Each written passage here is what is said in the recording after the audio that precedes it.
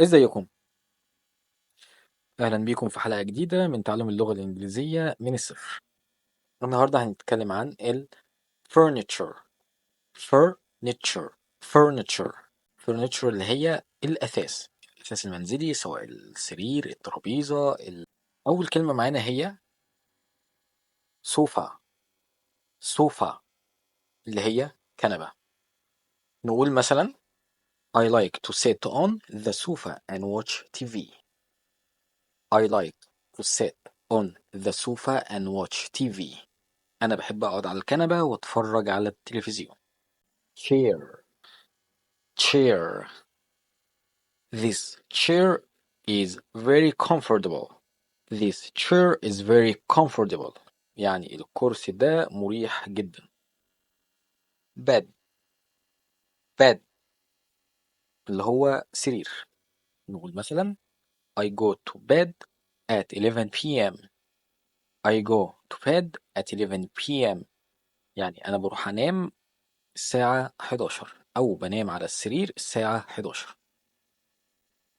cushion cushion cushion اللي هي المخدة.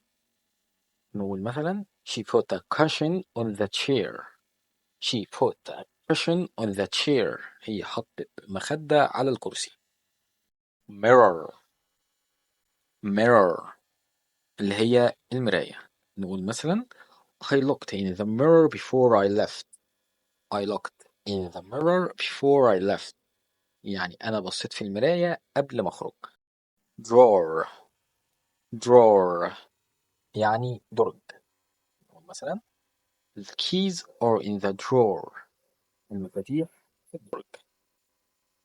armchair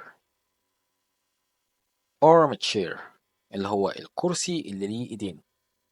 نقول مثلا My grandfather likes to sit in the armchair.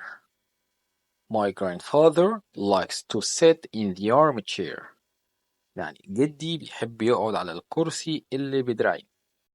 cupboard cupboard board اللي هو دولاب. تمام؟ ممكن يتقال على دولاب المطبخ، ممكن يتقال على أي دولاب عادي، أو على الدواليب الصغيرة اللي شبه الكومودينو. مثلا The cups are in the cupboard. The cups are in the cupboard. يعني الكوبايات في دولاب المطبخ. carpet carpet carpet اللي هي سجادة. نقول مثلا There is a beautiful carpet in the living room. There is a beautiful carpet in the living room. يعني في سجادة جميلة في أوضة المعيشة.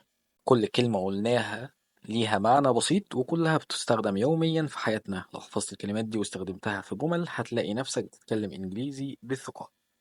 وتمرين سريع ليك، قول 3 حاجات موجودة في أوضتك وحاول توصفهم بالإنجليزي. حاول مثلا There is a bed, chair and a cupboard in my room. There is a bed, a chair and a cupboard in my room. أشوفكم في حلقة جديدة.